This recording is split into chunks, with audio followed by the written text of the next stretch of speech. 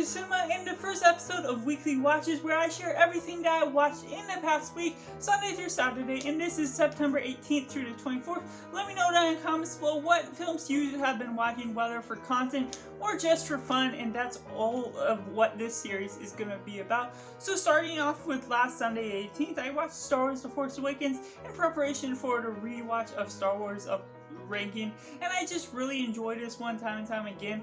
I've been changing my opinion on Star Wars films since it's been a couple years in general since I watched them, and my taste of film has changed and how I've grown to adjust in how I criticize film. And so this one was a little bit lower, just slightly, but I still enjoyed it. Only Murders in the Building, I finished watching season 2, which is I highly enjoyed. I don't remember how much I watched on Sunday, but it was more of the finale part, and I just really enjoy how intriguing the show is, streaming on Hulu, and just I'm really excited for whenever season 3 comes out next summer, one of my more anticipated seasons. And we got, on the Monday, we have Star Wars The Rise of Skywalker. I sort of fluctuate time to time on how I like this film, because it does have its good qualities of decent storytelling and great visuals that so much better than how Marvel handles VFX today. But the story has a lot of contrivances, so a little iffy on that one, but it's alright at times. And then we got Rogue One, A Star Wars Story. Always been enjoying this film. It does feel like it's a little lackluster in some parts, but it does deliver on the elements that it needs to. And then next up we have The Patient. I watched episode 5, that's streaming on Hulu. It's coming out every Tuesday, and I highly enjoy the show so far. Episode 5 might have been one of the weaker ones, just of how they handled certain elements, but overall I'm really excited to see how the show is going. I don't remember how many episodes are going to be coming out, but if you haven't already checked out The Patient on Hulu, it's doing so pretty well so far. About this psychological, someone has an obsession to kill. It stars Steve Carell in a more serious role and Domhnall Gleeson. And then next up we have on Tuesday Solo, A Star Wars Story, the second spin-off of what they did and then released it at a bad time after the backlash on The Last Jedi. And I just I still enjoy this one to a good degree. I still think the new actor they had performs it pretty well, and even though it's a young Solo, young Lando, that doesn't quite deliver on the same energy that the original actors do. I really don't mind this film all that much, and so it's still mid-tier Star Wars ranking. And then on Tuesday night I ended up watching the Andor episodes 1 through 3. I wasn't huge on the show. Like, I don't think it's bad, but it did feel a little stale at moments. And episode 3, brought it up to a whole nother level. But it's still something that I'm not sure how it's going to continue. So I'm still going to continue watching it, especially since it's Star Wars. But I'm unsure of how well. I'm not super excited for it, but I'm not feeling like. I feel there's still potential for it. So, and then I also had about an hour to spare, so I found this Netflix show or stand-up comedy of Steve Martin and Martin Short, An Evening You'll Forget for the Rest of Your Life. I'm not normally watching stand-ups, especially since I started watching real stories from movies to shows, and so this was something different, but since it had Steve Martin and Martin Short from Only Murders in the Building, I was really intrigued, and I thought it was pretty funny. I'm just not used to this sort of media. Maybe I'll get more into it, but that might depend on what actors I'm really diving into, especially as it's relating to certain movies or something, and just whatever time I have to provide. And it's streaming on Netflix, and I thought it was a good watch. A little mature, but it was pretty good. And next up we have on Wednesday the Star Wars Holiday Special. Yes, this was a first time watch. I'm finally watching this Star Wars spinoffs, and yeah, it's pretty much as bad as it seems. I'm going to talk more about it in my Star Wars spinoff ranking, but it just didn't have a lot of great elements to suffice for what it was at that time. And I also watched Ewok Caravan of Courage at that time, which I was generally surprised about. It wasn't like the best Star Wars content, but it was better than some of my lower ranked Star Wars films, I'll say that for now. So I was just surprised by some of just the younger kid audience, their juvenile acting that, yes, it does have the juvenile humor. Some acting isn't so well, since their kid's not doing the greatest job, but it still delivers on a sufficient story with creatures we haven't seen before in Star Wars, like the Garrux as the villain. And so next up we got in Thursday, we got She-Hulk episode 6. That was pretty good. Or, no, I'm thinking of something else. She-Hulk episode 6 wasn't that great, actually. But, like, She-Hulk started alright, because I'm a huge fan of Hulk, but the way they're going about the show, it feels like once they took out the abomination and going into these law court scenes, it feels useless, and Titania is an uncompelling villain that I didn't think they would continue on with. I don't know if she's a villain in the comics that's really prominent, and that's the reason they're including her.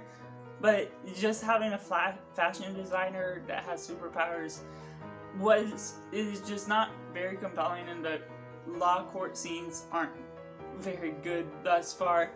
And that led me into Ewoks: The Battle for Endor movie, the sequel to Caravan of Courage. I didn't even know that. I just thought it was two Ewok films.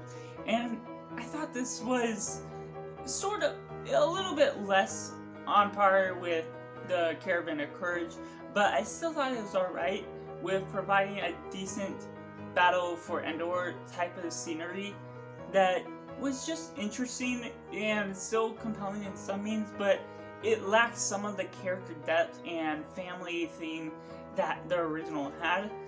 But then we have, in Friday, we had Daredevil. I watched the first 2 episodes of season 1 for the first time a couple weeks ago, but then I get distracted by other things, and so I started continuing it on with episode 3 and 4 on Thursday. I wasn't the biggest fan of it, I enjoyed it, but it wasn't like screaming of how well people overrate it to be. And so I definitely feel it has potential, maybe as it goes on, maybe the more recent seasons are better, but overall, that's where I was able to take a break from it and not feel like I totally was missing something from my life. And so it was still good, and I am still continuing it. But overall, it wasn't a screaming start thus far. And I had a couple half hour to spare before I went to bed, so I went to Kaminsky Method Season 1, Episode 1. This is a rewatch I want to cover on the channel, hopefully in a review. And starting that over again, it was fun to rewatch. There's a couple things I kind of missed, but I do enjoy that older, mature culture for the environment that they're building, and it's just a show about aging and acting and learning from that, how you're producing media and being creative in that art. So this is a fun show to start rewatching. I'll probably go through it pretty slowly as I do the one series I haven't watched before, but it'll be a show I cover over time. And then next up we have Star Wars: The Clone Wars, the movie, and I don't really get the hate for this one. I see some people put it as one of the worst Star Wars movies, which granted is a spinoff. It wasn't as much of a mainstream Star Wars film, but I still enjoy the gist of what it's going for. Maybe that's because I tend to like movies a bit more than shows, so maybe that formatting is what works for me a little better. But overall, there's not too many problems I pick out from it. I'm not a huge fan of the animation, but I still don't mind it once you really dig into the story and getting more about Rada the Hutt, Jabba's son, and the rescue, and just how the Emperor is manipulating and getting Count Dooku to kidnap him and then pulling this trick on the Jedi. But that was a decent, fun watch.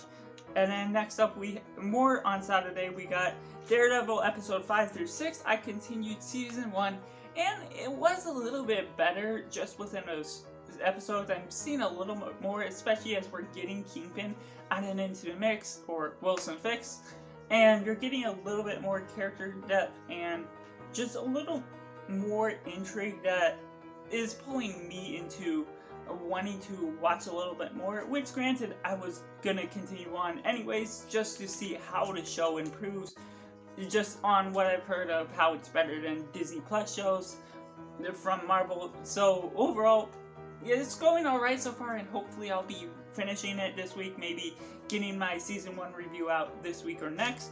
But that leads me into the final watch for this week, Saludos Amigos. As I'm watching the wartime era again, I haven't watched all the films, so some of these will be first time watching. Saludos Amigos was a quick 42-minute watch that was not so great. It's sort of a history type of film, which it's interesting to learn about, but since I was rewatching this, as I predicted in the review I made when on Letterboxd when I was first reviewing it, it just doesn't live up to the standards on rewatch, because it feels like a fun information to learn, but then you're watching it again, and even months after, I had to rewatch it because it's pretty forgettable.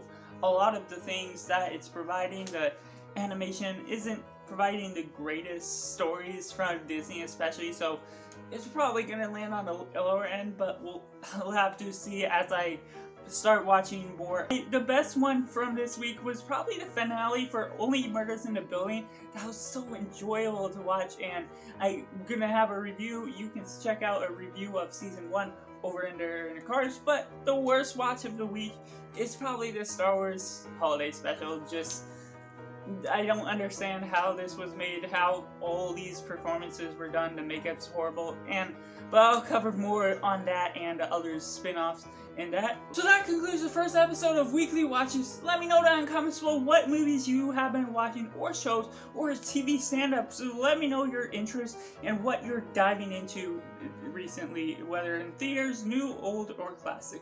Thank you for watching. Bye.